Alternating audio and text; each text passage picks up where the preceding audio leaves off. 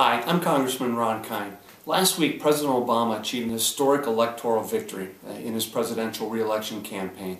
And I want to thank all the support and volunteers who helped in my re-election and the trust that you've bestowed on me to represent Western and Central Wisconsin for another 2 years.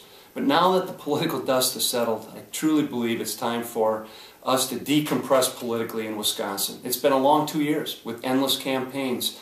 And now, as I heard from people back home in the course of the campaign, it's time for us to do our jobs, to find a way to come together again as Americans, listen to each other and work hard to find common ground that I know exists there, to get our economy back on track, creating the good paying jobs that we need, but also to put our fiscal house in order.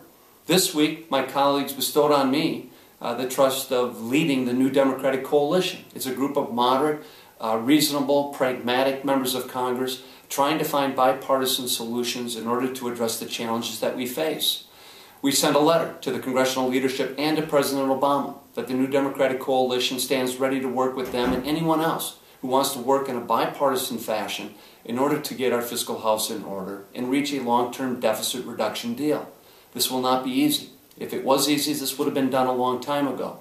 But it's necessary to get our economy on track, creating the good-paying jobs we need, and to assure a brighter future for our children and grandchildren. These are the weeks that we face towards the end of the year, facing a fiscal cliff that I believe is a lousy way to run a government, with indiscriminate budget cuts and revenue increases that would adversely affect low and middle-class families throughout America.